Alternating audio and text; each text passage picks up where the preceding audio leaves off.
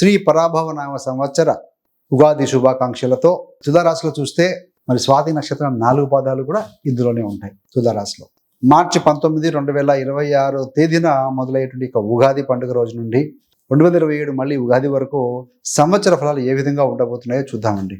So విద్యార్థులకి, ఉద్యోగస్తులకి, వ్యాపారస్తులకి, రైతులకి, ప్రేమ మరియు కుటుంబ సంబంధమైన విషయాలు, రాజకీయ నాయకులకి, కళారంగంలో ఉన్న వారికి, వీరందరికీ కూడా ఏ విధంగా ఉంటుంది, ఏ రకమైన సింపుల్ రెమెడీ చేసుకుంటే బాగుంటుంది, ఇవన్నీ చక్కగా డిస్కస్ చేద్దామండి. చివరి దాకా చూడగలరు. నచ్చితే లైక్ చేయండి, 10 మంది బంధుమిత్రులకు షేర్ చేయగలరు. మరి స్వాతి నక్షత్రం అధిపతి రాహు. సో ఇండిపెండెన్సు, వాయుతత్వము, వ్యాపారము, క్లయింట్స్, సో క్లయింట్ తోటి కాంట్రాక్ట్లు, ఇవన్నీ కూడా సో దీని కిందికి వస్తూ ఉంటాయండి. ఆదాయం ఐదుగా ఉంది.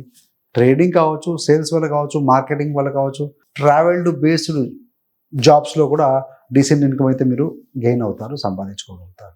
మరి వ్యయం 14గా ఉంది కదా.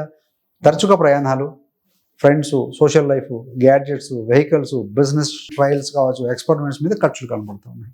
మరి స్వాతి నక్షత్రం విద్యార్థులకు ఏ విధంగా ఉంటుందంటే ముఖ్యంగా ఫారిన్ లాంగ్వేజెస్ ఉంటాయి, అవి కానీ, బిజినెస్ కానీ, మార్కెటింగ్, కంప్యూటర్స్, సోషల్ సైన్సెస్, ఇలాంటి రంగంలో ఉన్నవారికి పాజిటివ్గా ఉంది.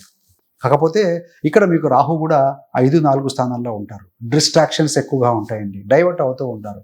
ఫోకస్ కోసం బాగా డిసిప్లిన్ చాలా అవసరం. సో డిసిప్లిన్గా ఉండండి, ప్లానాఫాక్షన్ విధించుకోండి, డెఫినెట్గా ఈ విల్ విన్ అండి. స్వాతి ఉద్యోగులకి marketing, sales, customer, consumer face చేసే రోల్స్, టూర్స్, మీటింగ్స్, ప్రజెంటేషన్స్ ఎక్కువగా ఉంటాయి. ఇందాక చెప్పుకున్న రంగాల వారికి సంబంధించండి.